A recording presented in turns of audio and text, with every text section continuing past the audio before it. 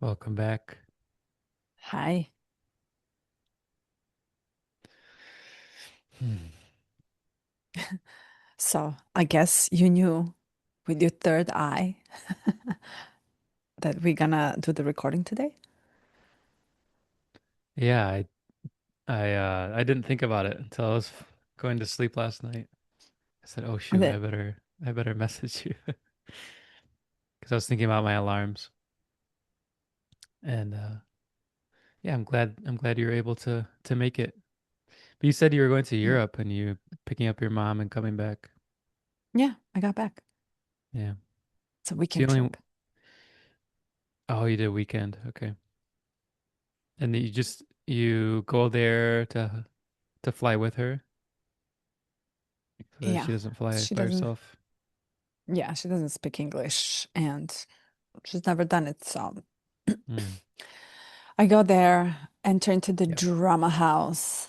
Family is drama. Hmm. And I'm like, Yeah. 2 days, just enough. Like, Yeah. a different world, sir. Totally different world. Yeah. I found myself when I was visiting my family, I found myself um saying things so subconscious, like subconscious patterns, and just being like completely I just put my hands up. I'm like, I don't know how I'm allowing myself to act like this right now. I don't know what to do. But I was like a terror. I was, yeah, very So, critical, and yeah, I'm like, I don't like this version of myself. oh, so good. It Yeah. uploads. It just uploads. Yeah. Oh, wow. I It's um I had a sense I'm just too far away from everything. And I no longer can relate. I'm just a one big ear, and that's all. I'm not a yeah. mouth at all. I'm just ear. Hmm. And it's boring. That's really boring, Yeah. actually, to just sit there and listen. Same problems, recycled, Yeah. recycled, recycled. It's like I learned nothing. I'm not stimulated. I'm just not, I'm present, but this is such a cool, well, actually, it's a good entrance. It's like you know when you waste your energy, Hmm. right? When your energy is just wasted, literally Hmm. given away for it to never be returned to you. And that's just not, does not feel good at all, you Hmm. know? Yeah. And what's the aura feel like too? Is it like more gray? Oh, I think there's so much fear. Okay, so I read this the Mm. other day and I really loved it. The hate is not the opposite from love. The hate, hatred is just a love that made a wrong turn. The Hmm. opposite from love is fear. Yeah. And when you're in such a fear, you're literally just like zooing on a surface of and never daring to enter a little bit deeper to feel something else other than your head. And that's just what it is. And you just stay in that literally that just one line worth of you can only go this much and kind of Hmm. vibrate tiny tiny little bit. You can't expand. There's no topic you can talk about that it's deeper, more elaborative, collaborative, contemplative, reflective, like something more that will grow you.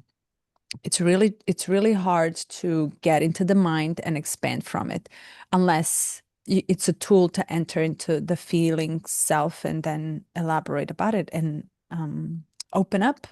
So it's very, very, very that culture. I mean, not the culture in general, just it's just very in the head still. Hmm. And Yeah. I'm not there.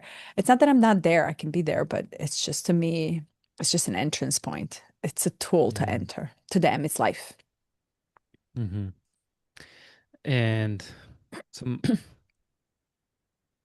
my experience of like blue collar type of environment, um, And that's one that I was around earlier, but it was American blue collar, so I don't know if it compares.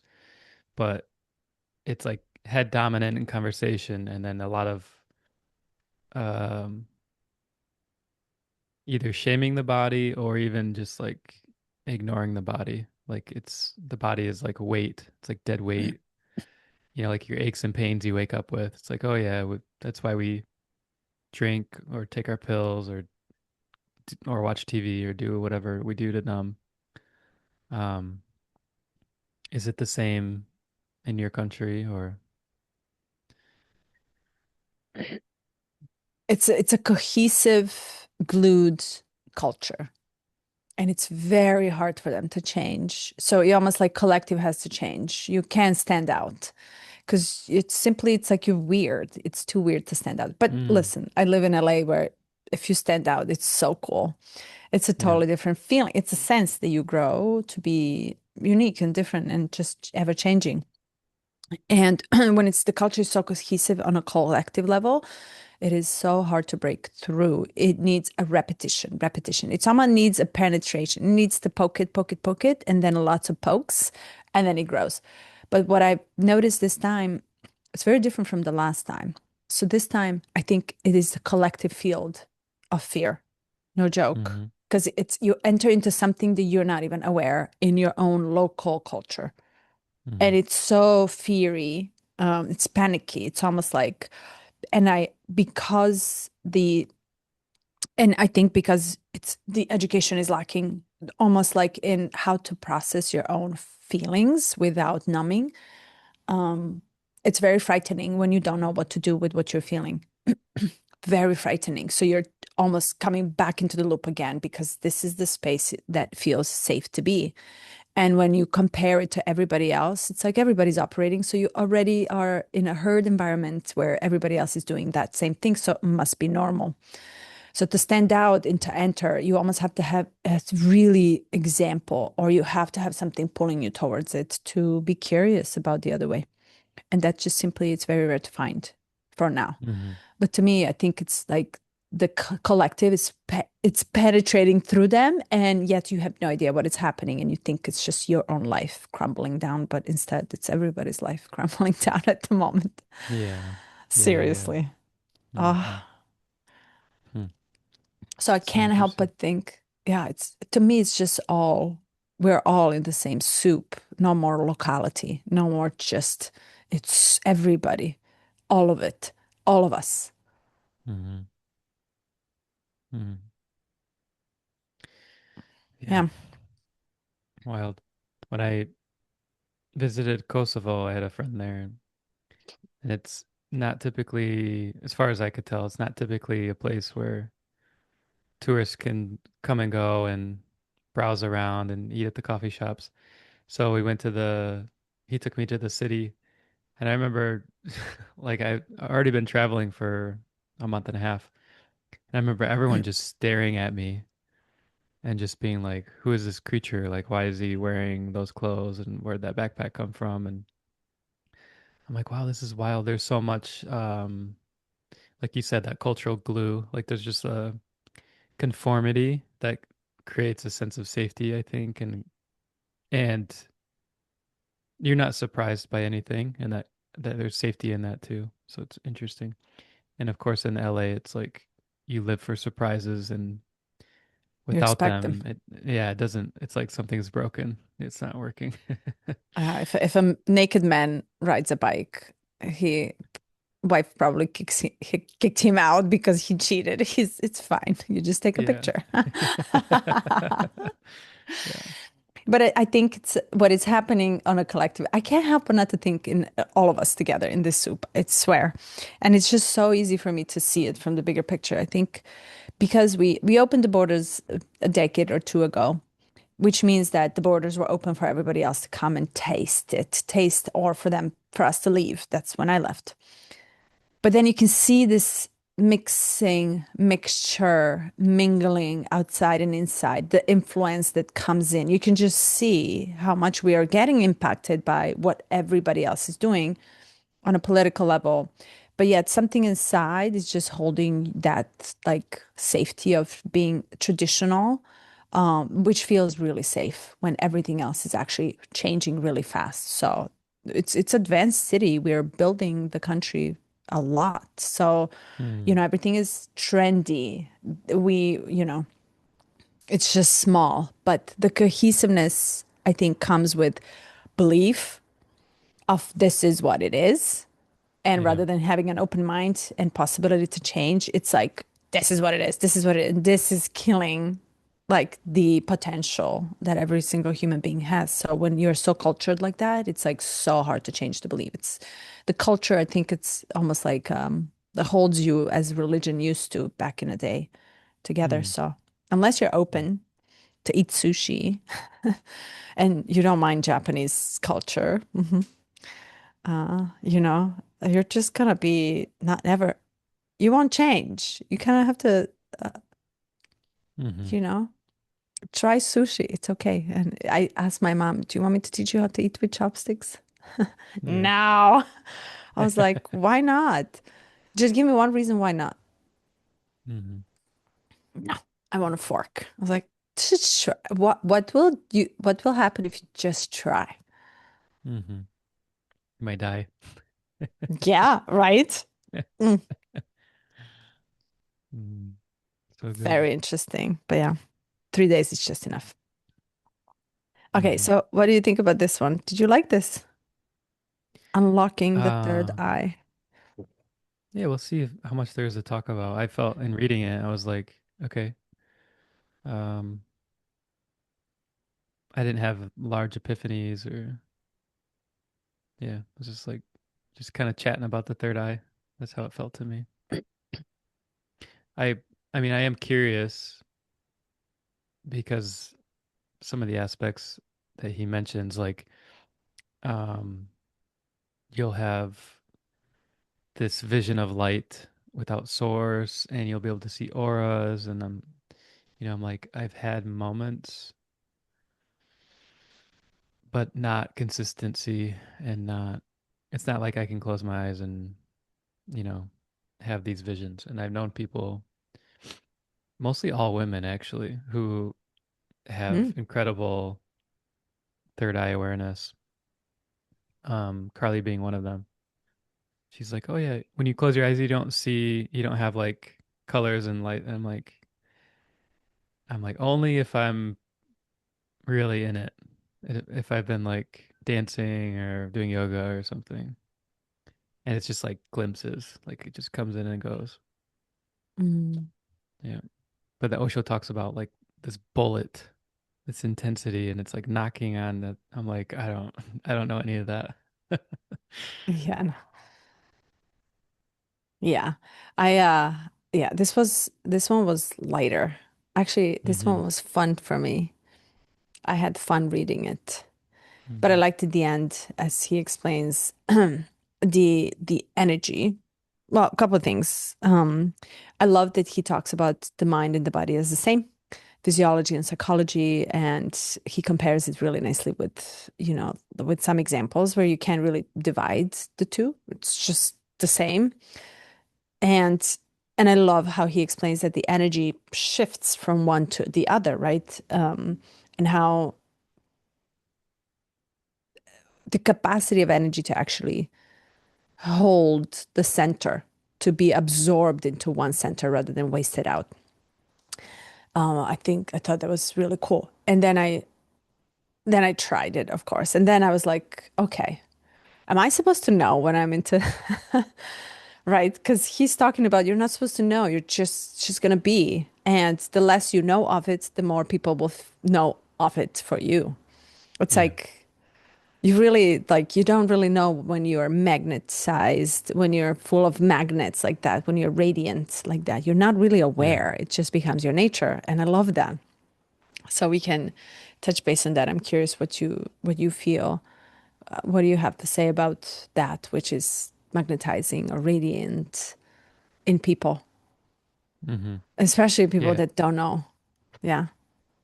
Yeah, this is really relevant for me lately because I've had in the last 2 weeks I had at least two people, maybe three, but one specifically on Sunday. at the dance.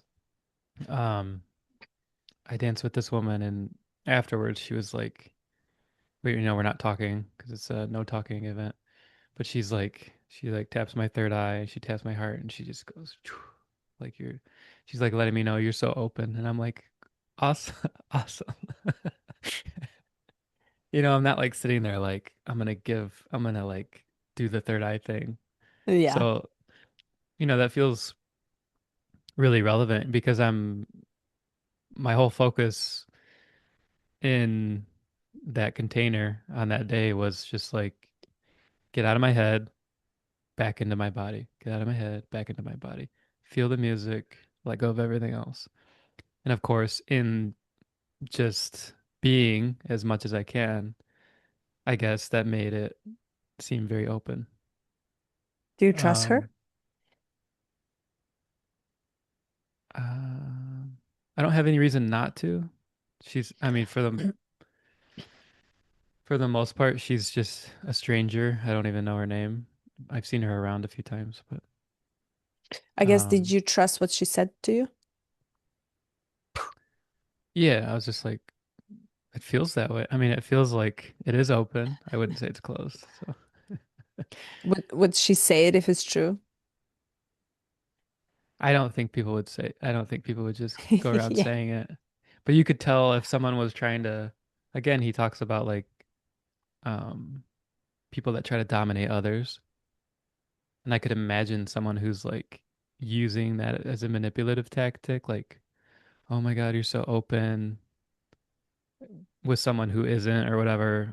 And then it's like, but you have to follow me or here, I'll show you what you need to know to like open it more. Like that has a different energy than just like you're so open. Thank you for the dance. Have a good day. Like that. Mm. Yeah. Yeah.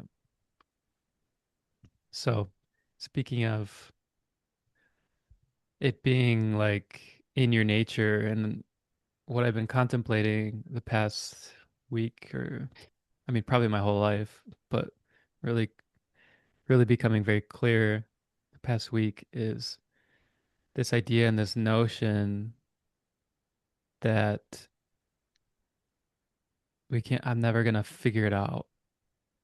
Like it's never going to the puzzle pieces, the puzzle itself is is forming, like the pieces are expanding faster than I can put them together, just as an example.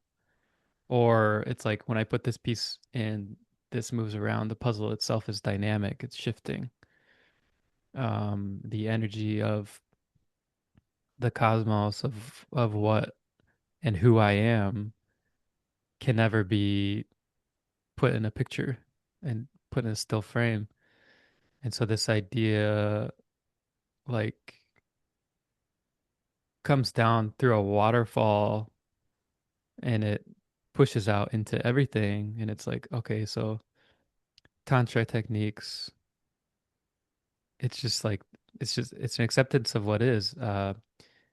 Whatever's happening through dance, whatever's happening through yoga, whatever's happening through music, the books I read, the articles I'm reading online, the um if someone does Reiki with me, it's just like I'm just learning to let go of the details and not grasp so much because what I'm finding is the less I care about any of that stuff, the more I'm getting the feedback from my environment, from people around me that, oh, like it's your nature. And I'm like, great. Like that's pointing to a truth that the nature itself is one of relaxation, of letting go, of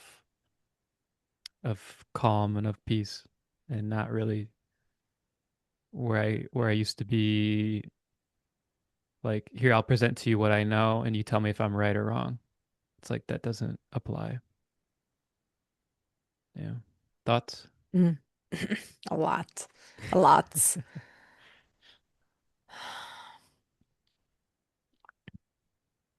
You said in the beginning that I am never gonna figure it out.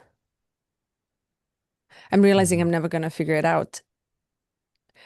And when you indeed do figure it out, you'll never know that you did. Hmm. Yeah. I think that's the best part possible because it becomes the nature, the Hmm. nature itself, right? So as the breathing, as the beating of the heart, it's we're not really even aware Hmm. that you indeed figured it out. And it brings the question, how much of what we needed to figure out we already did, but we don't know. If we never Hmm. talk about, Hmm. because there's nothing to say. It's now just your style, you, and it's just kind of almost like it becomes absorbed inside, and you're just that. Really cool. So yeah, Hmm. we'll never figure it out. And the more we figure it out, the more we will get lost. And the more we try. Okay, that's the first part. But the second part, you know, it gave me this like vision of almost like a stages or a phases in which we have to go through to get to that silence, to get to what he's saying. There's nothing else to say. And the stage of going out there and fighting in a yang energy and showing and, almost bringing back to the caged men or in main cave. There is bigger life out there. Come on, see it. The more we want to lose this energy out, the more we learn not to lose it. And the more we keep it for ourselves by nature, which means the more we become silent about it. And the more Hmm. people realize it, it's something else is happening that to you is just like, you know, you're almost denying it because you're not aware of it. But Yeah. these phases, what I'm trying to say is the phases is like they're becoming very clear on how we waste the energy in order to realize that we do. And then practice coming back into just simple relaxation, letting go, letting go, letting go, letting go. Yeah. And then the more we let go, the more we kind of keep the energy. There's nowhere to waste it. It's like it stays inside and it almost comes closer, closer, closer, closer, closer, um, to a Hmm. point where we just have nothing else to say, just to be or feel, and then to be everything. Really Mm. cool. Beautifully said. Yeah. Yeah. It reminds me of when I was young and traveling. Um, I was like, oh, I'm gonna create a YouTube channel of my travel adventures because it's so cool what I'm doing and everyone would want to see it. And so I spent all this time like, filming with my GoPro and editing and putting it together on my on like this trip I was doing because the plan was like I'll just travel until who knows, I didn't have an end date. Um, but I quickly realized after like 2 weeks, I'm like I'm spending all this time putting together a video and who am I doing it for? Like Yeah. I'm trying to get approval from somebody or from the collective that I'm doing the right thing. Meanwhile, I'm missing out because while I'm sitting here on the computer, all these strangers are cooking breakfast in the hostel or planning a hike for the day.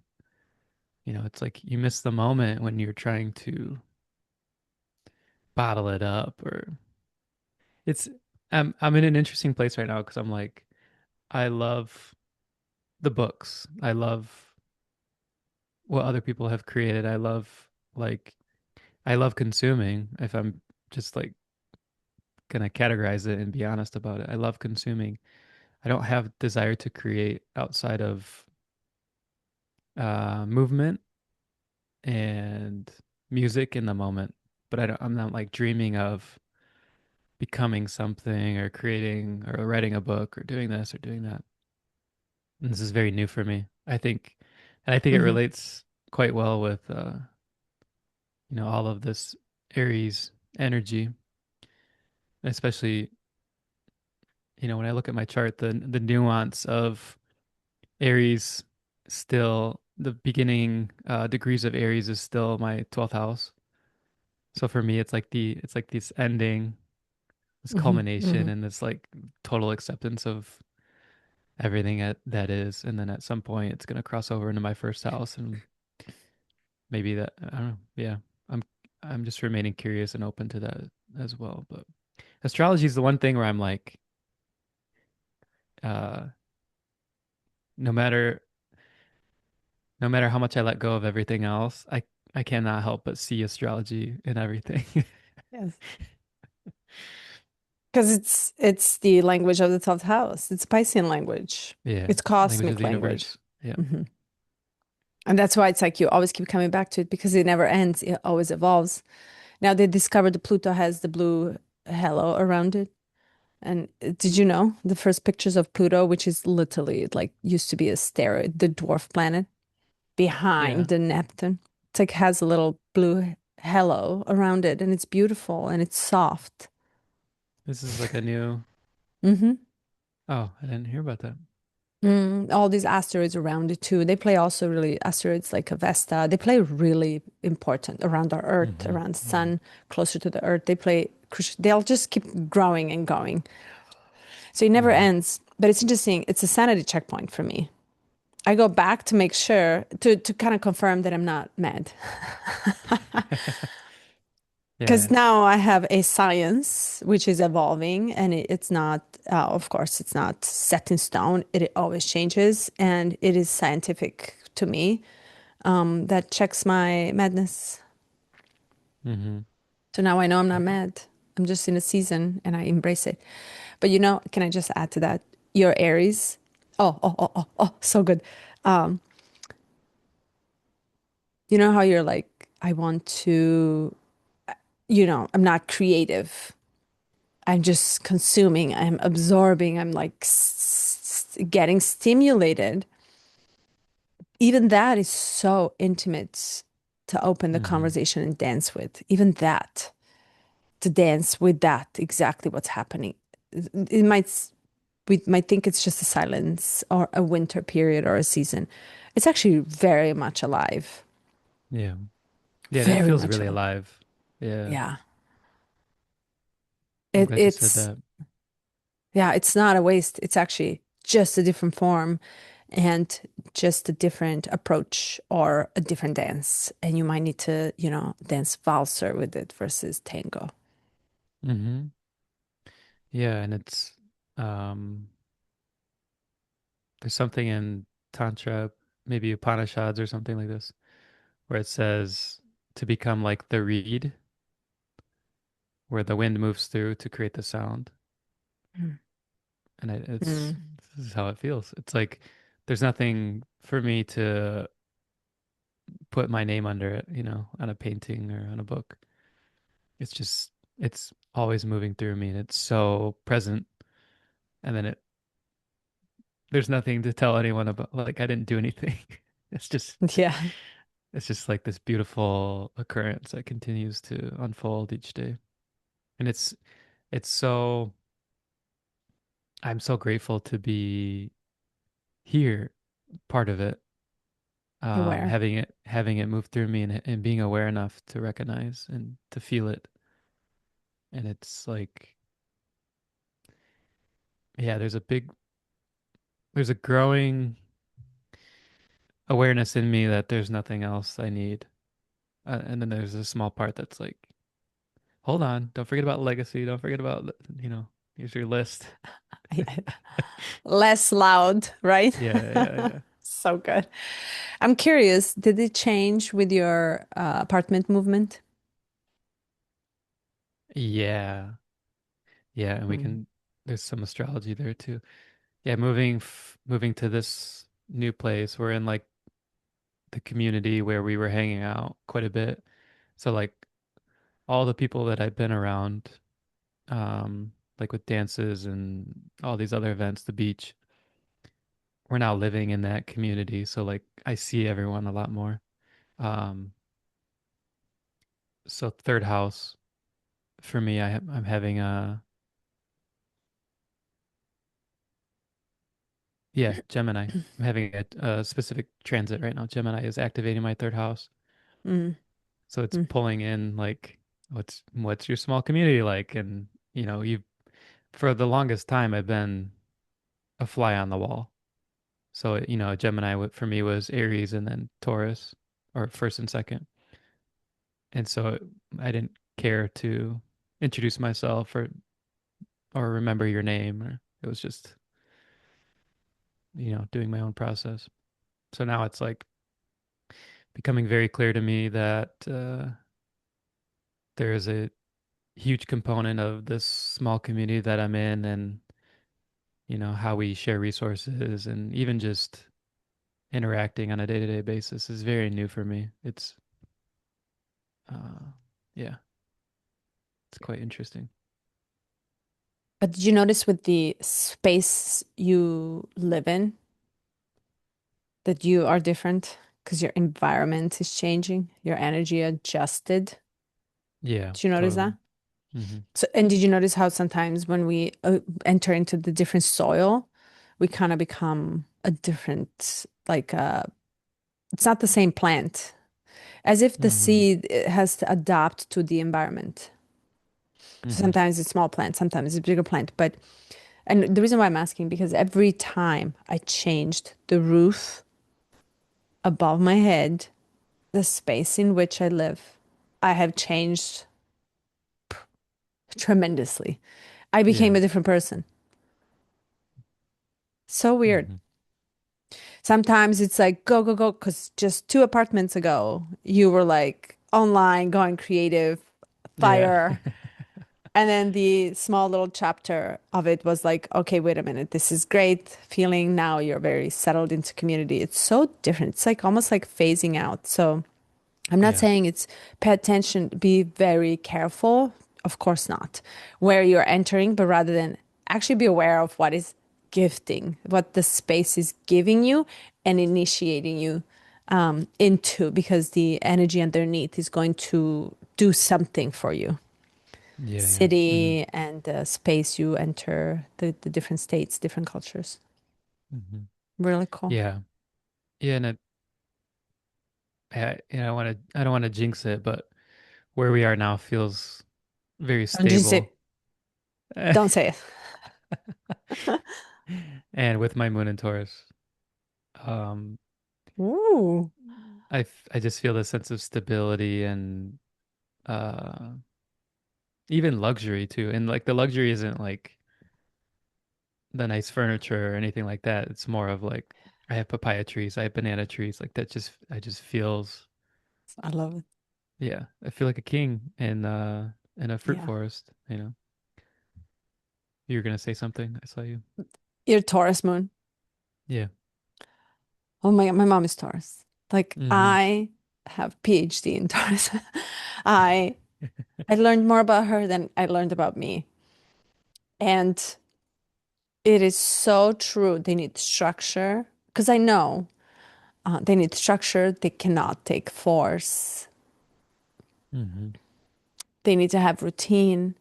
They Hmm. have to eat slowly. They have to indulge in their senses. They're literally this giant body of senses that just needs Yes. to pleasure themselves with view. It has to sit a certain way. It's too much light. It's like everything has a light.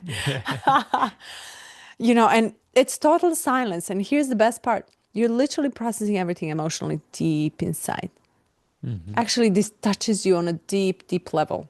So then you can tap into your emotions and you stretch them for a very long time. Hmm. Hmm. You are sitting inside slowly and you are bathing in it.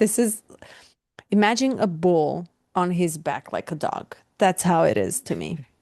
Yeah. Yeah. Really cool. And when the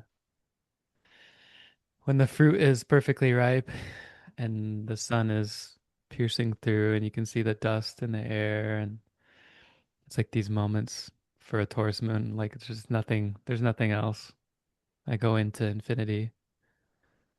Yeah. Do you It's have just them? Do you have the yeah. moments? Hmm. Very, Hmm. very important. My mom is on the roof right now, having the moment. Yeah. with her cigarette and a coffee. So I set her up completely. Go, Hmm. see you in an hour and a half. She's like, okay, give me a little biscuit, And a a blanket. water, a hat. No, this is for real. She brought a hat, a glasses. She's all 7 a.m. Yeah. Yeah. Ah, love You're it. good. You're a good daughter. Best one The she best. has. Yep. Oh, no, I learned how to, and this is where the Pisces are really good. You learn how to give them what they need, but you're so willing to learn about the other. No Hmm. other Hmm. sign is willing to learn about the other. That's the collective. They're all absorbed with their own worlds, other than the Pisces. Like you really want to learn them too, because they too matter. Yeah. Hmm. Hmm. Absolutely. Well, let's talk about this inner eye. I'm curious. Hmm. So I was thinking because it connects to the previous chapter that we read about this, like how you can um, bring inside the energy. And to me, this is kind of done a little bit different. Like this is not hard for me to do, I've Hmm. noticed. And when I really think about how this is actually naturally done, I'm not really thinking it as a technique or as something that I can enter rather than it just happens. It occurs. So I was home and I was listening to, talk. And I noticed that I was present for 4 or 5 hours of someone just talking to me. And then I realized, how is it possible that I wasn't bored, that I was there entire time, that I was Hmm. actually really present for them to continue talking, continue speaking something that I have no interest whatsoever in. Seriously, it, it's it blew my mind because I realized that I was like, how is it that I am present and that you feel my presence, and yet I totally don't need to be here. There's no need Hmm. for me. It's a I as if I am paused for the 4 hours or 5 hours. This would go all the way up to 2 a.m. in the morning. And with no sense that I'm tired. I wasn't tired. I was super jet lagged. Can you believe? Like everything Hmm. was against me, and yet I was so present and I didn't mind it at all. And then I realized, okay, well, it might have to do something with this inner eye in which you are fully in your energy because I no longer, first, I don't have agenda. I'm not trying to correct anything that it seems to be wrong or whatever. I'm not correcting. I'm just there, literally taking every word said and elaborated. And I'm like, okay, well, I follow your story. I follow and I can see this cycle. And you're coming back. And I can also see that all you do, you just talk about others. And I keep bringing you back. What about you? And what about you? And you leave it. And then I bring you back. And then you leave it. And then I bring you back. And then it's like this, like hours worth of unconscious behavior, which is psychological. And I'm aware. And I find myself being curious about it. But how Hmm. am I sitting there not being tired when I'm supposed to be tired of some talking about someone else's world, which is somewhere else? It's not even there. I'm present, she's not, she's elsewhere. And I keep being present for a for a time in which something was happening inside me. So this inner eye, it might have been. I'm just thinking maybe that's what it is because I'm not seeing you as an object anymore. I want Yeah. nothing of you. I don't want to possess. I don't want to correct. But rather, I see you rather than wasting my energy to try to correct you. My energy stayed with me, in which I'm awaken, alive, like present, right? In the moment, and in which I don't I don't see, see, it's even hard to explain. It's like I don't see that I need to correct anything in you. It wasn't even an option for me. Rather than I was just experiencing. I keep experiencing Meditation. and experience, but fully conscious.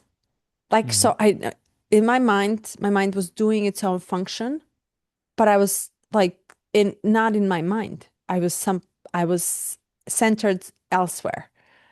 Hmm. Um And by the time I looked at the clock, it was already 2 a.m. and I couldn't believe it. And she was active because she was releasing Yeah. or whatever in her mind, not sleeping. My mom fell asleep 3 times.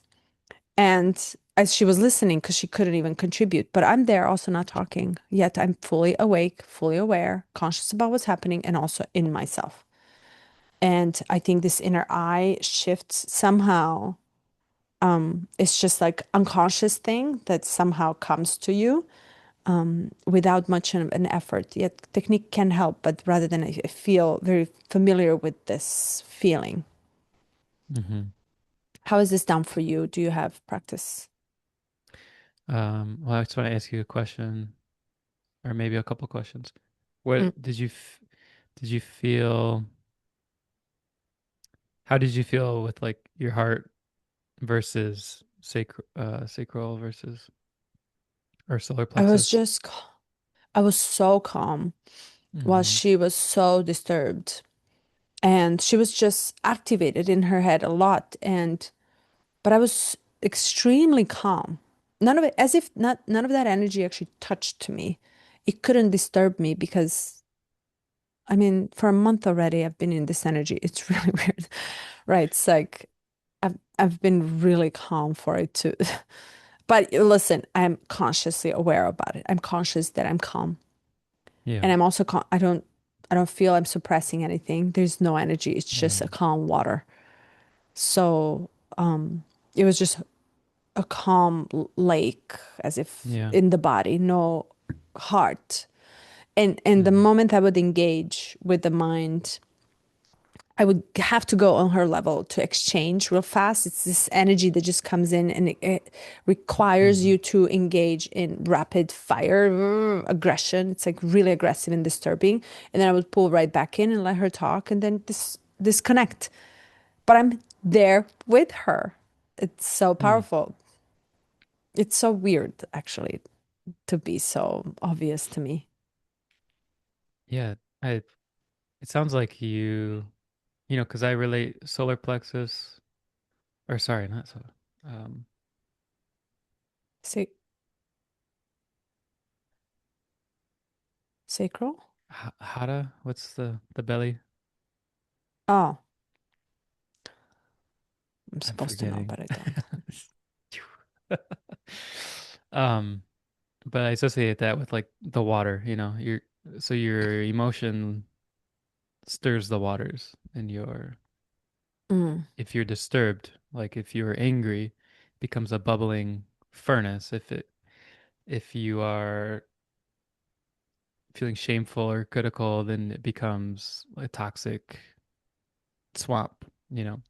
And if you're still waters. You can't be disturbed and you have your peace. You can leave the shore, leave the bank and engage and come back to calm water. So it sounds like that's where you were. And I'm curious what circumstances or what in your environment, either like inner environment or outer environment, enabled you to just remain calm. But But I was there too short. I think if I lived there, I would be the same.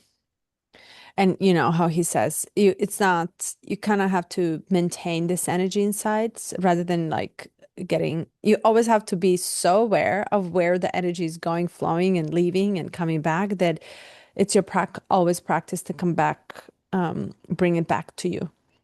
I think I'm hmm. practiced to calm environment here, to my own space, to my own ways, to my own calm silence, contemplations, and then you enter into lava Yeah, yeah. in a total fireworks, and you can only last that much because you're not practiced. I'm not Hmm. practicing in that environment, I'm practicing in this environment. So I would probably fail if I Hmm. stayed longer. For fact, I actually thought that I failed the day after because I was engaging too fast in it and I was bothered by it. Yeah. I, This is you how I you almost felt with my family. ah, It's like, I almost felt insulted. Seriously, violated yeah. energetically. It's like, but of course, they can't do anything unless I allow them to do so. It's Hmm. my job to stay here and figure that out. But true, it's like you fall for something much stronger than you unless this becomes stronger than that. Hmm. Yeah, it's interesting. On my vacation, the first week we were with Carly's family, and then the second week was split with my family. And that first week, it's like one of my kids had a tantrum when we were supposed to do family pictures, and it was a big tantrum.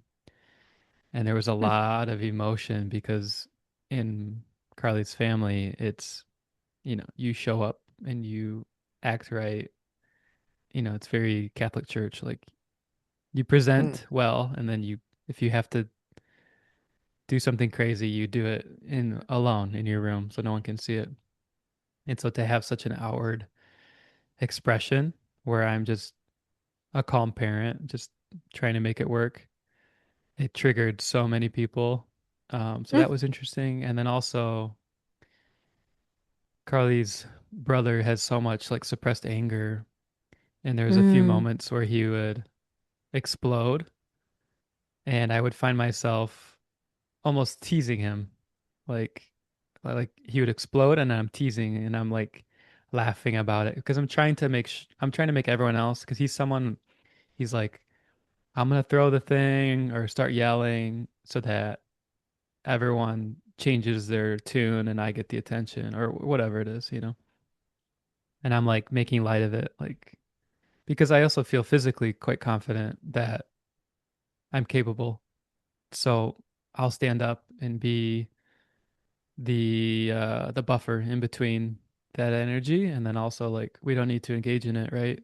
Like I'm gonna make a joke about it if he wants to get triggered and face me. Like I'm prepared for that. Also, it was like peak Aries, so that was coming up too. And then the second week, so I had like a great first week, and usually with Carly's family, I don't do that well. I suppress a lot. I internalize. I start to become very self-judgmental, and I become very quiet. But I was doing great, and then with my family, it's like the the match had started to run most of the way, and I only had a little bit left. Yeah. Um, yeah, so it is interesting. It's like the waters were destabilized, and we also moved. We had one house we were in for a week, and then we moved to a new house, and I could feel a pretty significant shift. Like you said, like the roof over your head changes I um, mean, your stability quite a bit. yeah. But you see, can we just add? I know we deviated from it, but when your family has to give up of you in order for you to find you. Yeah. And you also have to give up of everything that you learned in your family. Not unlearn it, but give up of it. And then start fresh. So when the time comes, you're gonna need to figure out how to release your children fully, completely, as if Hmm. they're never to return in the sense, right? In order for them to find who they are. So when we come back into the same mold that we were molded for 10, like good like 20 years, it's not, and watch. Okay. It's not you have to go back and re-trigger everything. It's like you just simply leave. Yeah. You don't have Hmm. to go back and fix anything in the family. It's done what it's done in the past. It's in past, but we have to figure out how to move on from it. So not living with them is perfect because then I am me. I don't have to go back and try to find me. I'm here, actually. I'm no Hmm. longer there. And it served what it served, and I'm ready to go. And it says, so I read somewhere, I can't remember where, it says that the hardest thing to do for a child is to forgive its parents. Yeah. Every Hmm. child has to forgive its parents, but you can only do it when you really enter into that self and you discover your uniqueness, your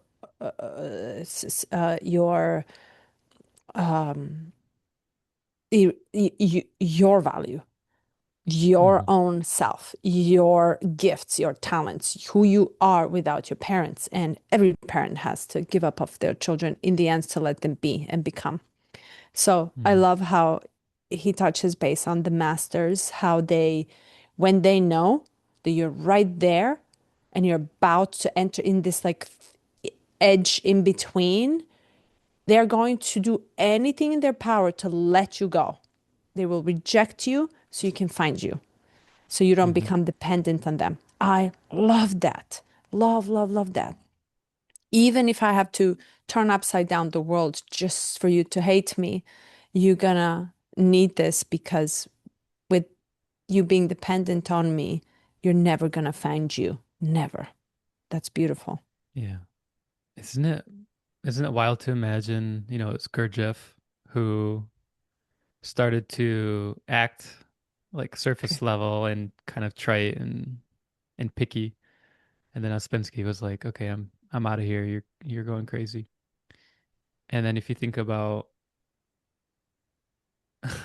yeah, I don't know if it's giving too much credit, but if you think about most of us in life at some point realize our parents are mad, are crazy a little bit, you know, like running the same cycles, running the same loops. Yeah. And in that process, it's like one is subconscious and the other is conscious. The other is with intention so that they don't become dependent, and the other is like it's almost like nature's way of of doing the same thing. Of the bird leaves the nest psychologically because as a child you might leave home at 18, but you might psychologically still be under the nest until you're in your 30s or maybe even 40s. There's an element of like what I'm realizing in my mid to late 30s now is my dad, specifically my dad, had nothing that I don't have. He just grew up in a different time.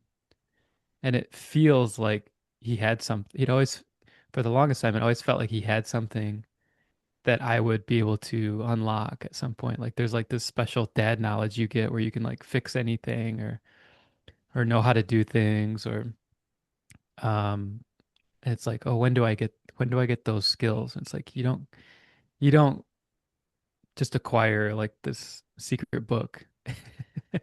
We're all just trying to figure it out to the best of our knowledge, and we're all babies in a big way. We're all just like Yeah. just doing our best, trying to figure it out, and that leads to that softness and that forgiveness. Um, that doesn't come when you're younger and you're mad at your parents because they did you wrong or they didn't know better, whatever, however you want to look at it. Sorry, Yeah. I'm rabbit trailing. But no, really good point. Because what you depend on, you resent. Right. What you depend on, you resent. Whether that be your parent, your child, your lover, your husband, your job, your guru. That's why they fall from grace. Well, in a sense where the student hates the guru who taught him how to, right? So, and I think he's the, well, I don't know any other guru other than him that says, do not depend on me. I don't want to, I don't want to do anything with you. I don't want anything with you. And it says it in an aggressive, brutal way, which is almost exactly, well, think about it, what parent has to say to a child in order Yeah. for a child to find its own way. And that is so, like even for the parent, imagine parents become dependent on their children too. I'm looking at her. Hmm. Her happiness depends on me, and that Hmm. is not good.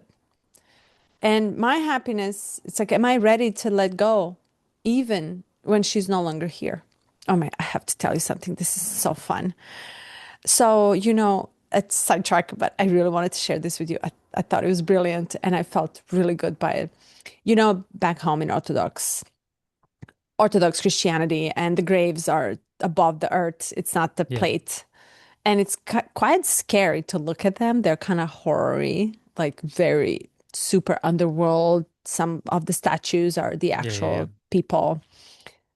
Anyway, well, it's really expensive to build it, and it costs for that standard very much. So if you die and your children don't have, it's okay, don't have money to bury you and create this, the bigger the Hmm. ornament, Yeah. the more The love you better. show.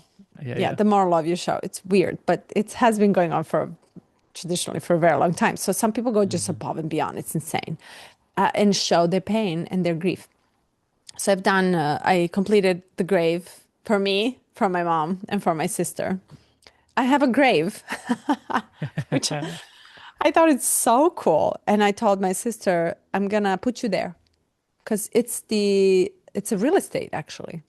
To me, it's like Hmm. whatever, it doesn't matter. We don't cremate our bodies, we bury them in the ground. So my mom really wanted one. And I was like, okay, let's call it a portal. So Hmm. I changed the entire narrative and it's been years. And I was like, it's a portal and I want to have a seat where I can come and have a coffee with you and I want to read. And if possible, can it be on the top of the hill where the sun sets? So you can, rather than, because you have to move the body in a different way. So you can bury, you have to bury body. So everything is looking one way where the sun rises, right? And then it doesn't, it kind of, the back is where the sun sets. But I want to have a seat and I want to kind of have a coffee with you. And it became a thing. So now we call it a portal, and every year we go there and we have a coffee. It's brilliant. It's so cool. Oh my God. And this time we went and I was like, let's stop by and have a coffee. So we would take a thermos and we would make a Turkish coffee and we would go there and have a blast. And we brought my grandpa with us. Hmm. We had so much fun because it's the grave of life. Nobody's dead there. Yep. Right. Actually, barely is anybody dead, but they're all prepared. And because you're prepared and you're going into it, you almost kind of want to lay in it. It's so weird. You're almost looking forward to it, which changes the whole terror about dying. It is Hmm. phenomenal, like phenomenon when in your psyche you're slowly loosening up. So my mom loves it. And Hmm. we were sitting out there and we were talking about it. And she goes, I wish I wrote on the actual grave, I'll be waiting for a coffee. I'll be waiting for you for a coffee. It's insane. And I was like, Hmm. maybe I can rephrase it because, you just have a name and usually someone writes and there's a picture about it. But I was like, maybe I can rename it. I mean, that would be really a great idea for you to wait for me. I want you to wait for me when I come there. We normalized the talk about this so much that we absolutely enjoy it. And she almost says she can't wait to enter Yeah. because the portal is to the new life. And I can't wait to keep coming back and have a coffee with her and read a book. And another thing I want to tell you, it is profoundly peaceful. Those Yeah. are the souls that rest in peace. When you're at the grave, at the cemetery, which I was so afraid of back in the day when I was young, it is so peaceful. It's Hmm. that darkness that we're afraid of, the silence that we're deadly afraid of. I've invited my sister to come for years. She does not dare to enter. And I'm like, I want to keep coming back. It is so peaceful because all Hmm. these souls are resting in peace. Hmm. Yeah. Wild, right? Or at least the bodies are. Yeah. Yeah. Yeah. And then I am reflecting on someone said the more frequently you can contemplate your death, the more present you'll be in your life. Like the better it is for you. So to keep it close, keep it as close as you can. Contemplate it daily. I think it was Osho. Yeah. It's in some text he said.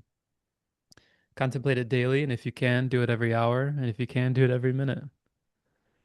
And it goes back to in the beginning when we talked about this never having the puzzle figured out and this continual process of letting go of this this and it's Taoist, it's Taoist, it's tantric, it's this yin energy of acceptance.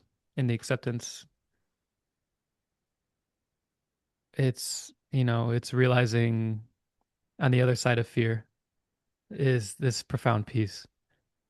And so there's this melancholy feeling, that can exist instead of this fear that we don't step into, that we won't face, that we won't go into.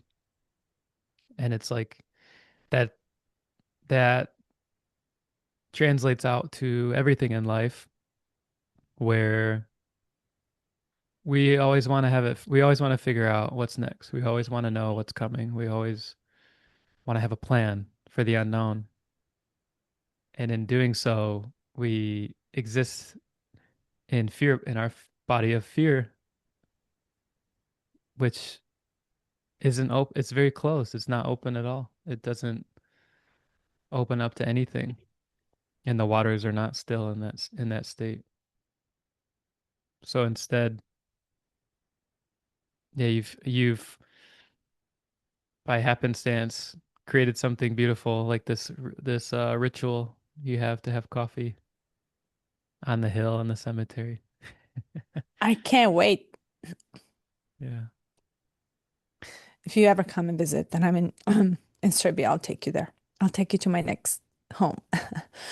And I think there's also something in knowing or calming the mind that it knows where to go, even though it doesn't know what the next step is. The soul is fine.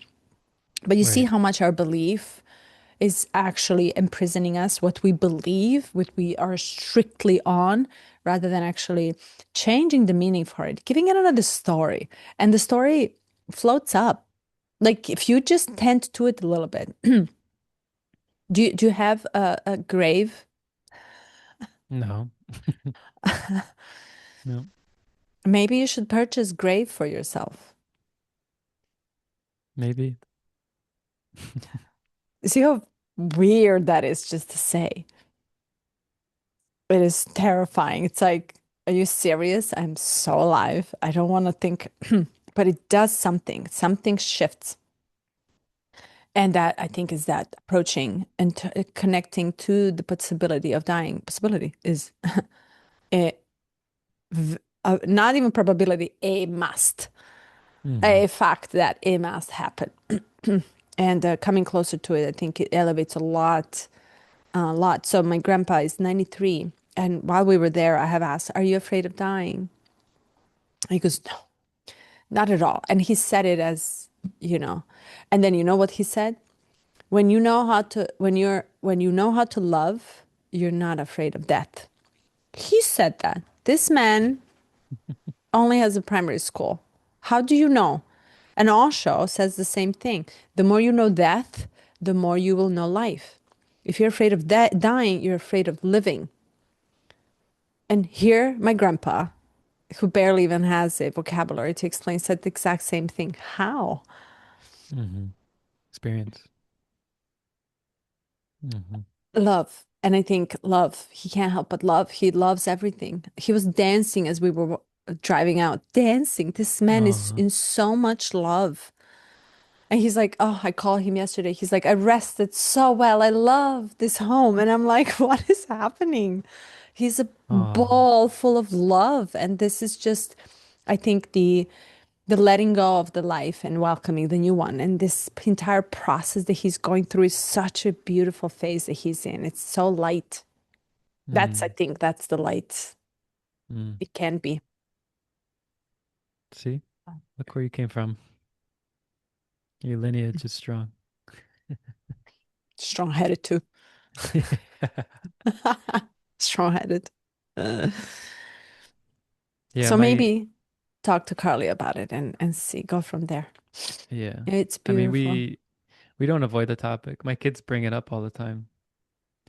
So, Dad, after we die, we're what are we doing? Where are we going? Or when we die, or what happens when we Live die? dangerously. Like all these questions. Yeah. Yeah. Well, where would you want to get buried? Probably here. Great. If I Buy the don't, grave you first know. before you buy the house. It's interesting too. It's like we're on part of the uh part of the letting go here is like we're on active lava, you know. So the odds of my grave lasting are pretty, you know, beyond 100 years are pretty slim. Beyond 500 years, not likely. So it's I don't really have like and I've always been this way. I'm like I don't care. Like my idea is I heard this idea is like this body bag that helps you to decompose faster. It's like this, I don't know, something you can get buried in and then planted with a tree. And so you're feeding a tree. Ah, And I but heard, you. Mm, Go ahead. go ahead. I heard, I think this was from a book, but those who were extremely active in their lives and very dynamic and moving a lot become a tree in their next life just to have some a time to rest, like 100 years or Oh, 200 years of stillness. oh, that's beautiful. Yeah, I don't know. But again, it's like I don't know. I don't know so much.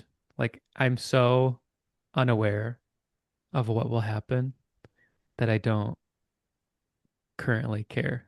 And is it wrong that I don't care to have a grave or not? I don't know. I'm happy for you. I think you've got something beautiful.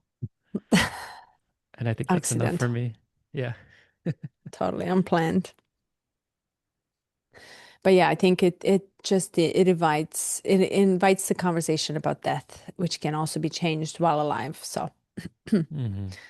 really, it's just poetic. To me, everything is poetic. It's like, yeah, and like right now, I don't know if you notice, I can't stop smiling, and I don't know why. And I carried it when I was in that when we were at the portal too. And my smile goes beneath my cheekbone right inside, and I as if I locked it, and I can't even like. I'm Yeah. so joyous to be here and to do this with you because I can't stop. Like every subject that we're talking about, it's funny to me, not Hmm. laughable, but rather than joyous. So, all Yeah, right. me Anyway, too. yeah. Yeah. So, hey, a question for you. If everything is poetic, correct? Hmm. Okay. Then Poetic. there's no version that exists that won't be poetry.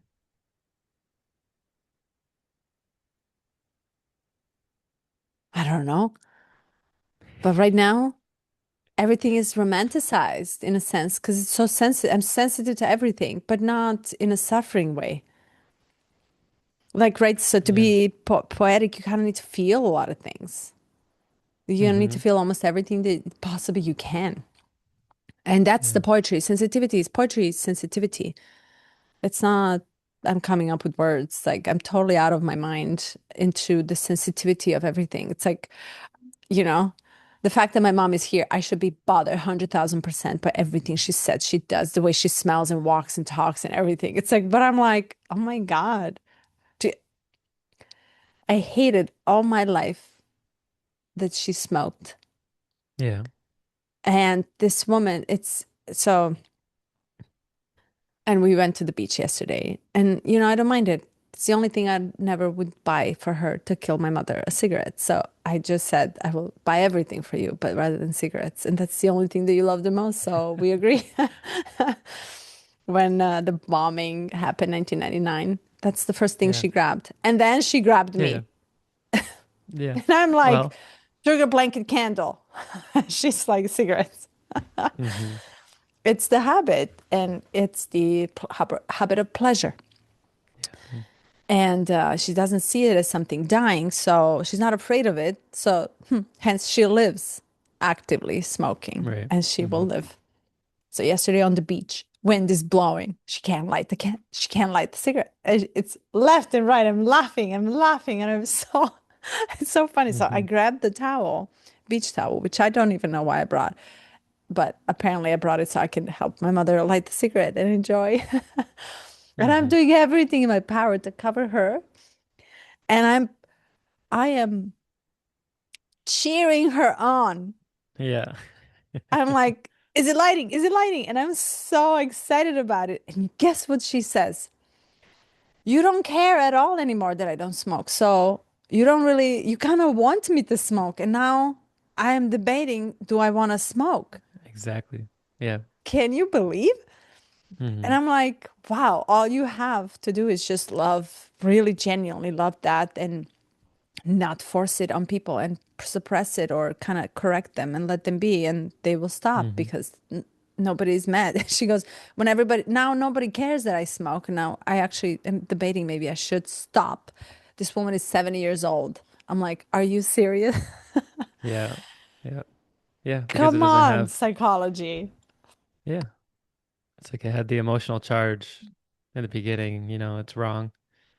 Even, of I course, was like, like you go to the store and it depends on what country you're in, but in like parts of Western Europe at least, they have pictures of people of like lungs that are blackened or whatever, and it has a big warning label, toxic, and psychologically it's like it's enticing, like okay, this is dangerous.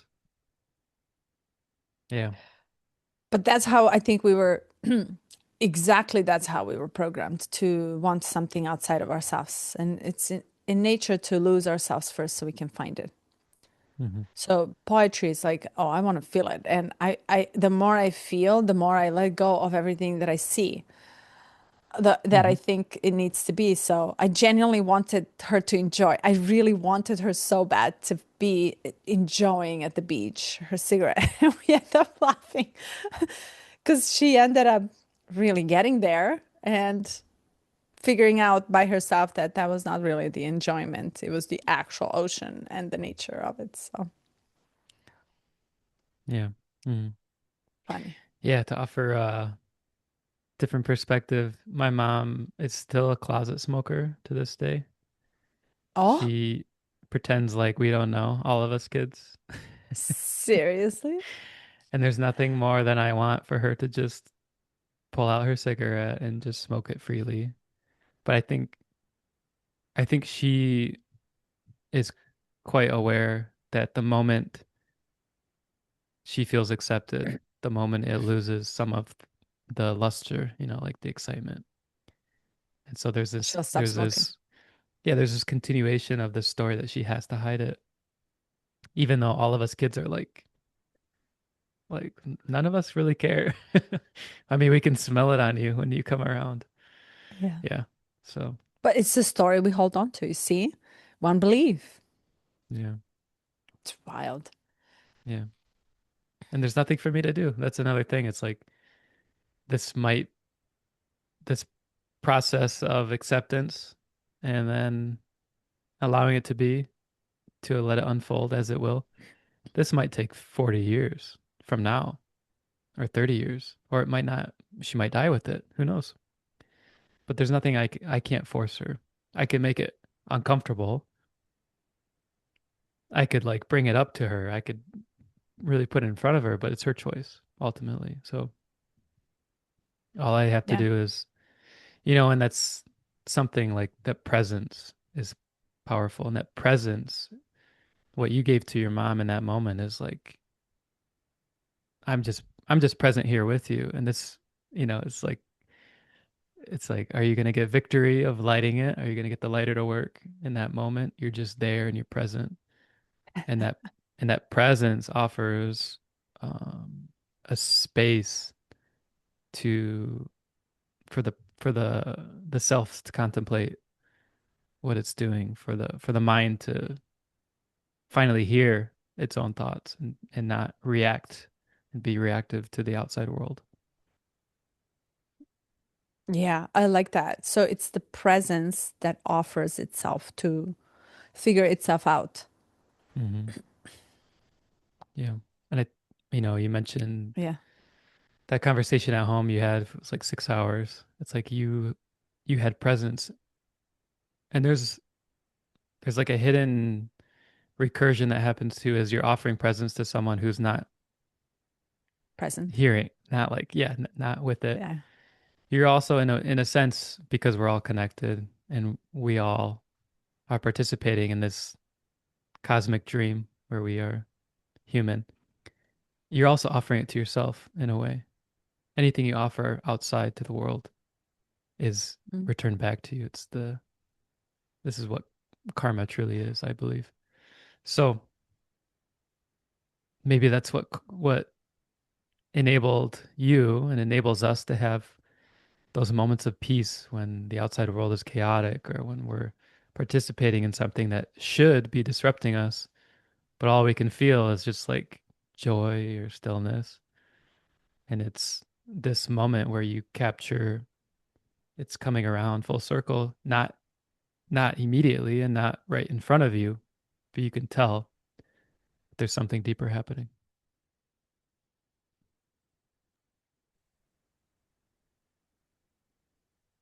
Yeah. We dance and we dance. Yeah. It's a dance of life. Mm. And we don't even know what we are becoming, right? Right. You're just constantly just dancing. And Hmm. you'll never know what you're becoming when you become or whatever.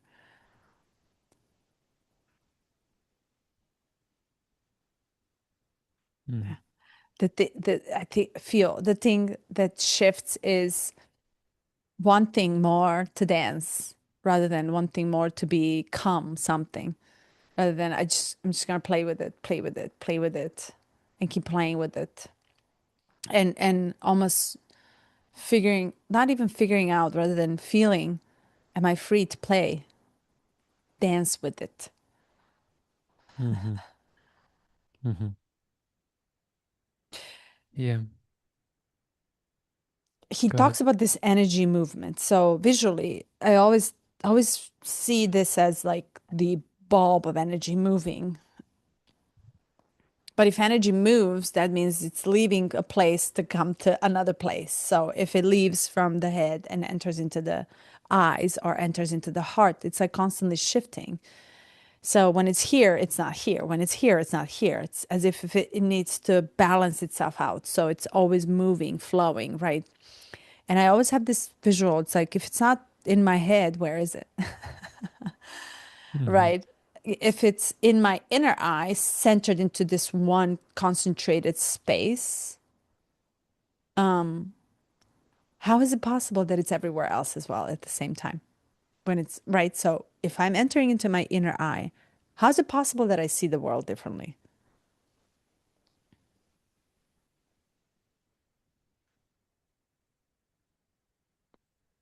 So I'm not never gonna have the answer for this, but it's a thing. Mm. When the inner eye, when all that energy wasted there comes back into the inner eye, which per his technique is when you stop the movement of the liquid eyes outside. So the energy rather moves inside. It's concentrated. It's like absorbed. It's like sucked in. And then your view changes. You are entering into this subtle universe, subtle body, in which you can then feel almost like sense the death, sense the change, sense the upcoming, what is happening, see the truth in different way, which is unexplainable. And it's this Mm. world you enter in which then all this energy compressed almost becomes everything else. I'm like sci-fi in my mind, trying to figure it out how to see it with my eyes rather than actually experience it with the inner eye. And I fail. Mm. Every time I fail, Hmm. I have to have a movie to make sense. So I laugh the at the effort to create the movie in my head, which is never gonna suffice and justify Yeah. what I feel. Yeah. Yeah. Yeah. In the in the contemplation and the creation of that movie, you reach a little bit further. So I have this belief that it is worth something. Mm, Um, and part of the reaching too is like you're reaching and grasping, realizing it's not it, letting go again. When you let go, more of it comes back to you, which actually paradoxically expands out further. The next time you find yourself reaching, it's different. You feel like you're going even further. You mm, let go of that too. More of it comes back to you. And there's this truth or an axiom rather in physics, which is that energy cannot be created nor destroyed. mm, So it exists, and the only way I like to think about it, or the only thing that makes sense in my head, but also makes me let go of any idea of how it looks or what it is like this soup. that I'm swimming in and I'm submerged in it. Like it's like there's no space for anything except energy, right? So Mm, ultimately it's not something to be grasped. It's just for me to make space. And then I have it all as needed. mm. And are you able to switch to you from the Uh entire soup? yeah, I'm learning how to, but I would say it takes an effort, takes a considerable effort for me right now. Can you switch now while talking to me? I feel switched on. Yeah. Switched Mm. in. To you, switched Hmm. in. Yeah. Switched on and switched in. Yeah. So, what do you think or feel or sense makes the switch in possible when it's so easy to lose the energy out? What makes it possible? Hmm. How do you get to the switching in while actively listening to me? Hmm. It's a great question. Uh-huh. Uh, yeah, I don't know. It's it's I think it's different a every wrong question. time. Yeah, okay. Got another one. I think it's a wrong question. Can you sense the switch away versus switch in? Yeah. Hmm. Uh-huh. Uh, Can you sense this? it's much clearer when it comes back to me. Like that shift is very clear. And where are you? Are you in your head thinking how to answer to me or what I'm talking about, or are you in your presence? I don't know. Yeah, it's just So good. it's non-localized. Like there's not a point or yeah. Huh. I could Are your say like eye? I could say I have sensations, like many, many, many sensations, which is interesting. It's like the feeling of it's almost like being turned on. Like I'm very aware of my body. It feels like vibration. I can feel like jaw tension. I can feel like sensation here in my throat, but nothing being a focal point You're like activated, like something potentially. is Yeah. alive. Yeah. So look how much we're trying to. So when I look at you, for example, Hi. I there's this moment of awareness where I can switch away to you and switch inside. And as if a cold shower just comes over my front body. Something switches very sensual to me, sensational. There's a click.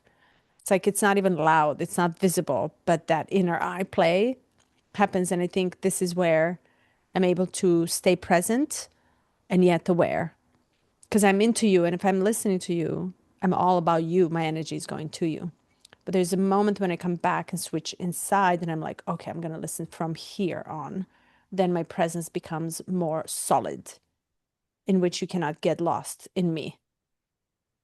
Mm, I love that. Because Mm, I'm not lost in you. I'm me. So you can be you because I am me. You cannot lose me because, when we start losing each other in each other, we're losing our solid ground of self and sense of self. That's that island, that's that mountain you mentioned last time. It's like one is mountain, the other one is just flowing and growing and tossing and turning. So that's the practice in Vita too, in the duo. So you almost have to have someone so solid in nature that holds the yeah. space for you where you can go wild. Presence. Hmm. It's a clear switch. It's really weird.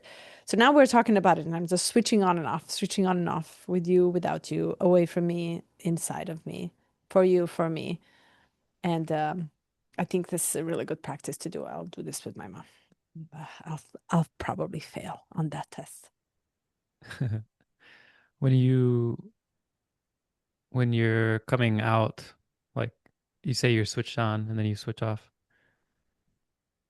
What is it like? What's happening where you switch off? It's not off, I'm on inside. The energy, so I just did it again, right, while you were talking. And I felt inner calm. And Hmm. when I'm inside me, okay, so let me try to explain it the best way. When you talk, I'm at you, with you. I am with you.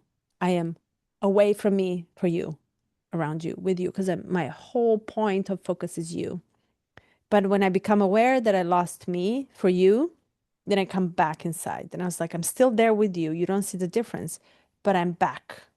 And when I get inside me, I feel more calm and I feel steady. So I actually become how I feel it. I become more aware that I'm calmer for you. I'm steadier. Mm. And I don't have any reason to say anything. No more reason to say anything because I'm me. I'm already saying everything that I need to say for me. I'm staying in. Wow. And I don't know if That's this is, uh-huh. So the I'm same. okay. Yeah, go Can I ahead. just Go ahead. continue? Yeah. Because it's so good. It's evolving itself on. Um, then I can really listen because I don't have anywhere else to say. When I'm not away from me, when I Hmm. am with you, I have a lot to say about you. But when I'm back in me, inside of me, all I have to say is just related to me. I have nothing to say for you. I become silent. Then when I'm silent, I can actually hear you for you, Hmm. not for me. Wow. It's weird. It feels as if we're experiencing the same thing, but finding like I'm only going off of how you're describing it and then what I'm sensing and how I would describe it. Mm. Doesn't mean it's opposite, but it feels like it's opposite. Where I actually feel like I'm falling into you, where because my focus is solely on you, that the world falls away. Like there's a sense of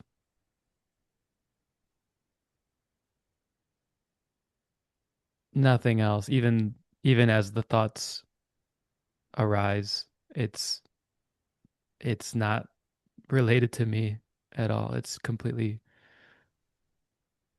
about like in a way it's like the way you described it and the way I'm experiencing it, it feels flipped. But that could just be, our A way of conditioned understanding. understanding. Yeah, yeah. Yeah. And the question is, are you dependent? Right? So are you leaning on too much to not be, are you dependent on me as example? Like, are you centered enough not to be dependent on anything related to me, to anybody Yeah, whom and you get instead into? of and I was just contemplating that before you asked it, and instead of me creating an answer for that question, it would be probably better to experiment like what would be, so so let me ask you a question. For you, if you feel someone is like leaning on you quite a bit or dependent on you, what is something that you would do to disrupt or break that dependence if that's what's happening? I don't know if that's happening. Well, in ordinary men, because we just became extraordinary for a moment. In an ordinary behavior, if there's emotional clinging or other clinging, that's a totally different. It's a head clinging. But in this Yeah. sense, it's like I can't really sense that you're clinging. That's your job to feel. It's like you can only feel it, right? I can only feel when I am lost in you. When I lean too much, is as if like I have no sense of myself when I am into you. Yeah. But this click doesn't clog my ears. It actually opens me up. I can recognize it when I am not questioning you in my mind Hmm. anymore. but rather than Hmm. I'm actually actively listening and I'm allowing you to be without saying anything. I'm not thinking about what to say.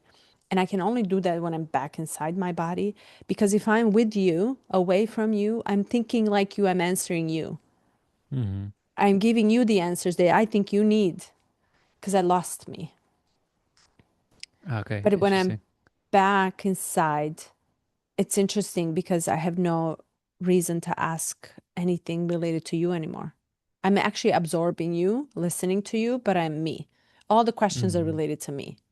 And I have no questions. I'm actually actively listening because I'm steady and concrete. But it's a flip. I'm not into this state all the time. Like I can just sense Yeah, this yeah. with you now when we're flipping back and forth. Yeah, this is cool. We're in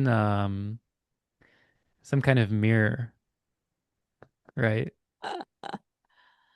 And so Uh, and even in the description, it's like you're seeing one side of the mirror. I don't know how to describe it. but I I don't feel like we're, it's like the words aren't matching, but I don't feel like what we're experiencing is different. different. I think we're having the same experience. Totally. And what I love about it, it's so uncomfortable. It's Like actually what really you uncomfortable. want to like get up and run No, or no, I love it. No, I want to stay. I want to stay because I can feel it's doing its own thing because I can actually be in my body. I'm in my body very much. But it's uncomfortable to yeah. be in the body and be so aware of it, what is happening, and without wanting to run Mm. away. It's a test for me to run away, to think about you. No, I want to stay in and listen to you. Hmm. And it's not that I care less. And here's the best thing, it's actually, we're tuning into below the surface. And there we don't separate, we're the same. That's why you have a sense. That's why we're kind of talking about the same thing. We're just trying to elaborate it differently. And Yeah. also one more thing. Almost, I feel like I have to say it, otherwise I'll forget it. Silence is more normal. Mm. It's really normal. It's like, I feel more normal to say nothing than to say something. That's why the listening is more possible. No matter what I say, it's invalid about you. Hmm. Yes. So good. Did we just go mad? Let's check our transits. You see? Mm.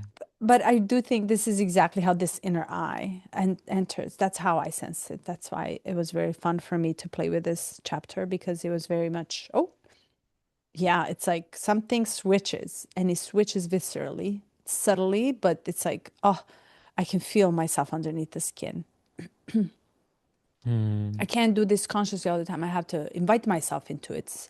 I have to be aware that I want to do it when I'm interacting with someone else, because it's so easy to lose into that outside of us.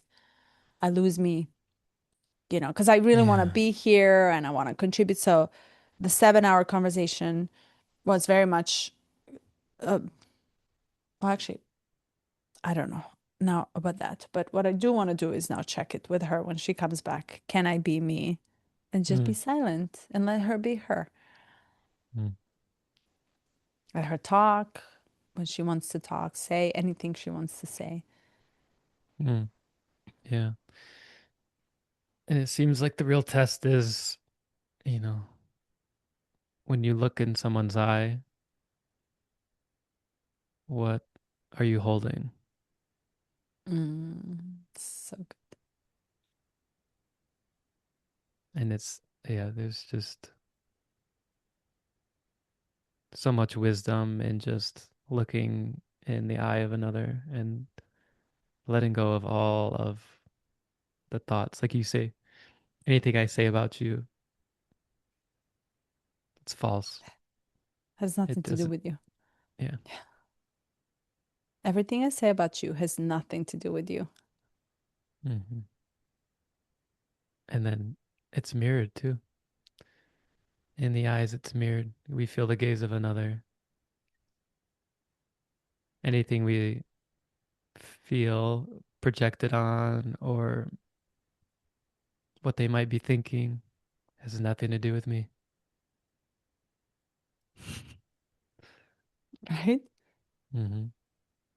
Do you look people in eyes? Yeah. Are you like a creepy looker or are you welcoming?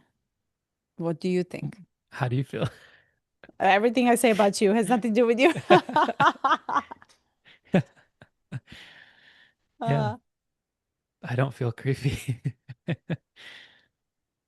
I feel vulnerability, and that's what I if there's any attempt on my part, it's just that it's let me be vulnerable. I think this can also switch.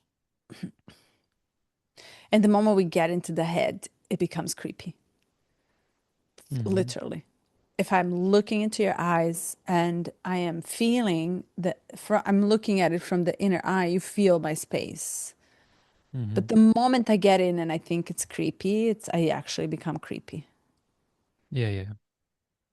And But it's, yeah, go ahead. neurons fire very quickly, right? So it's like 0.05 milliseconds, whatever it is. I don't know it off the top of my head. But it's like, so you can switch in and switch out in an instant. And then it's this process of that has nothing to do with me, it has nothing to do with you. And then it's just, you know that. I mean, you know this. I should be learning from you about this. But in my experience, it's flickering. It's like the lights are flickering, and you say, "Well, I can't see when the lights are flickering. I need it either on or off." It's like, but the mind keeps making these attempts to gain the seat of power, and it flickers, and it's just the stillness that washes over, and it's just like less and less flickering as we enter into the portal where we will be buried. It's so good. And then other darkness, a final silence. Mm, Mm. And also to add to that, it's like it's this, you know, alertness, awareness. Like when you're alerted that you left and then you come back and then you left. It's this dance. And suddenly yeah. somehow the alertness just flips to be nature until it becomes a second nature, until it Mm, becomes part of you that you no longer are aware of. And mm-hmm, then it starts radiating or being so not even knowing. Like he said, Buddha didn't know he had this impact on people. He was not aware. It became his second nature. mm, But everybody else was just aware, much more aware of it. But he wasn't. It becomes a second nature. Like love is a second nature. When you're in love, you don't really think about it much, right? mm-hmm, When you're breathing, you don't think about it much. It's second nature. It's second nature. So this presence can become our second nature. The more we yeah. practice, the more we catch it, the more we play with it, dance with it, become aware, talk to it, become intimate, converse with it, play, dance. And I think that's the joy. It may be that is exactly the joy, trying to catch the firefly. It's one day here, it's not there. It's speaking of, have you ever walked through the field of fireflies? Hmm. As a kid, yeah. This is so magical. Hmm. It reminded me, the memory There's just this came back. there's an image that really stood out to me in one of these sci-fi books I read with this guy. He was in a field, but then there was like a very shallow lake. He steps out on the lake at night, and there's no clouds in the sky. So the stars, the Milky Way, fills the sky, reflected in the lake. So he already feels like he's, you know, swimming in it. And then of course now there's fireflies. So then there's the total layer of lights in the darkness, and just even imagining it, it just feels like this powerful, letting go of what is. And I've been contemplating too with like third eye having Osho mentions like lights or colors that you see um, in deep space or outside of the atmosphere of the earth. There's nothing to reflect the sun, and yet if there was something in space to reflect the sun, we would just be washed by the intensity of the light. Incredibly powerful source of light, but all we see is darkness unless we look directly at the sun. Yeah. And there's something there, like it's on the edge, right? It's like these edges, these cusps where the truth lies hidden if we can worm our way in. Yeah. Well, get more comfortable with darkness, Hmm. right? Get more, play with it. Hmm. He has this one place here where he describes how to, before you close your eyes. I think the practice was before you close your eyes and you enter into the sleep. And this is where in the space you imagine the darkness around you so you can, your body, your nervous system, or you or your psyche can get more comfortable with feeling the dark and how it feels to sit in the darkness of your closed eyes, Hmm. Yeah. getting more comfortable with it. Hmm. Maybe change the story, Right. Go have coffee give in it the a different cemetery. meaning. Yeah. Totally. Thank you for Mm. that. Thank you for that story and that metaphor. I've never had a personal fear of cemeteries. Um, I was pretty indifferent growing up. I used to run through them when I was getting in trouble as a teenager, and yeah, just like another piece of real estate, like you said. But to reframe it, like getting close to getting close to your death and being familiar with it and having it in your mind, I think it's a beautiful thing. Yeah, I next time I go, which is in 2 months, I'm going to lay on the top of it. Yeah. Yeah. And imagine actually being inside underneath the earth and just do a little meditation. I think it's Yeah. um my sister is so afraid of it.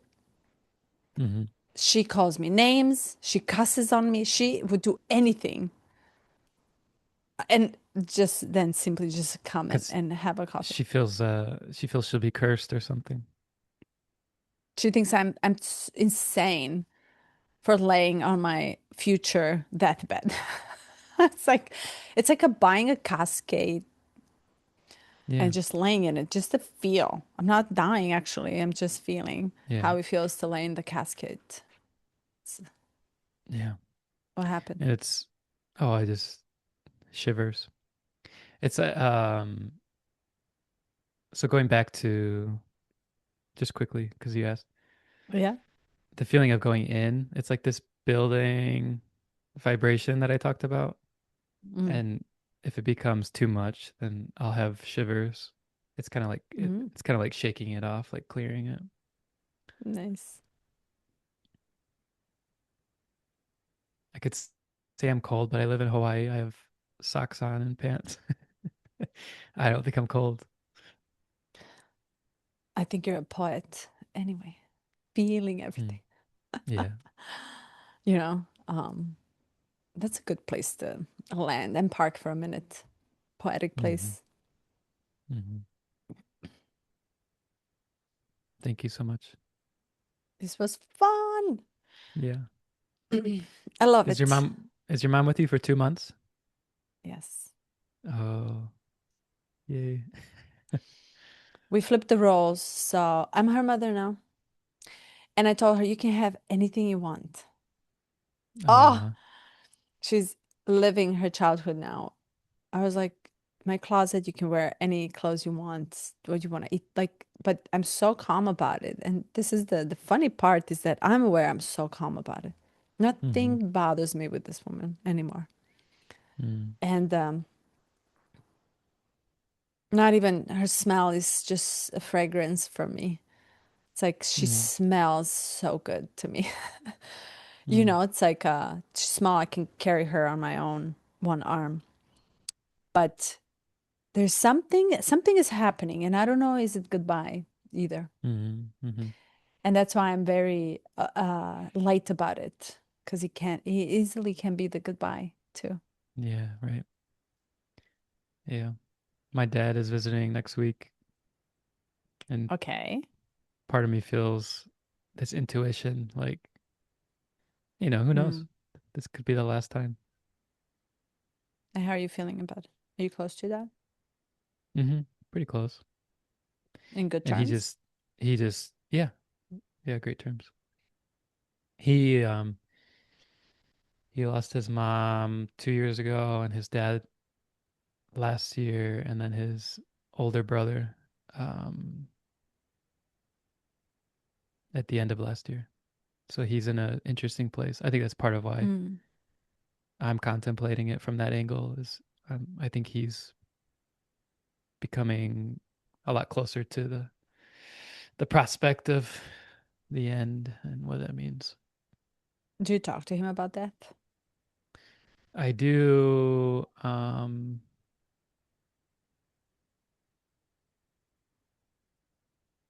I have, I should say. When when his brother died, I just called him and was like, "How you doing?" And I let him know. I said, I don't directly approach it unless you need something. Um, and I tend to go inward to process. And he says, "Yeah, that sounds good." And I think that's how he processes too. And I trust in that moment that he doesn't need anything from me, and that we don't have to rehash it, or, you know, if he wants to, he can. But my sister called me and was like, "Dad's in shock." And I was like, "Dad's in shock?" And so I just reach out to him. He's like, "Yeah." And I was like, "He's not in shock. It's just his way of going through it." Yeah. You may be in shock. Yeah, right. Yeah, It's like I love you, and that has nothing to do with you. right. Yeah. How mind-boggling. But really Mm. cool, I think, that stage. And here's where, of course, Piscean nature, of course, we can understand them. Yeah. It's given by nature. And at that My sister's a stage, Pisces though. she is. She's a late Pisces. I think it's a Is she little bit smoking and different. drinking? She did. Oh. Yeah, she still does. Yeah, I think she's turned off a lot of that SSRIs and Oh. yeah, all of that stuff. But in that stage of ending, towards the ending, closing, you know, like almost the future is, um, you only have that much, you can sense it. And I think they really want to talk about it. They just don't know how to. That's what I'm Yeah. noticing. It's like they really want to genuinely talk about it. Mm-hmm. 'Cause when I asked my grandpa, and I asked my grandma before she died too, it's like, you know, it's like they want to know. There's a Mm-hmm. genuinity about it, an innocence, as if they're coming back at the beginning, and there's this purity that comes with them because there's nothing else to fight for. You're almost giving up of all the ego and the mind, so you can actually enter into the innocence of who they truly are, and they want to talk about it. That's what I'm Yeah. experiencing. And I, of Mm-hmm. course, want to talk about it because it's like it's a really good topic to talk about Yeah. Mm-hmm. Mm-hmm. and Yeah, have I feel that fun with too. it. Yeah, I think it's loving. It's very Yeah. loving, full of love. Mm-hmm. Yeah, I sense there's a process of um they know that it's completely unknown, but still having kind of like what we do with contemplation. There's still desire to approach it as close as possible. And where right after his brother dies. I'm like, if we approach it now, it's going to be too on the nose. It's also it is emotionally sensitive. Like, so it's triggering in that way where I feel it's meant to be free association and free play and finding your way through. So I'm looking forward to this visit because when we're in person, we tend to Mm. get pretty deep. It's easier to get deep. It's hard on the phone. People say like, "I'll just connect over the phone," but it's doesn't have. Yeah, you can't quite bridge that. And here I am Yeah. speaking to you saying that we can't do it. Well, One day we'll hug again in time, I'm sure. One day we'll stop talking and just telepathically exchange. right? This If you is miracle. yeah, Our space is miraculous. So I never know what's gonna happen. And shit did happen here. So yeah. in my sense, there's so much do we gain from it rather than I lost nothing. Nothing. Mm-hmm. Right. Okay. Well, I love you. See you Sunday. See you. That's the plan. Bye. Ciao. Ciao.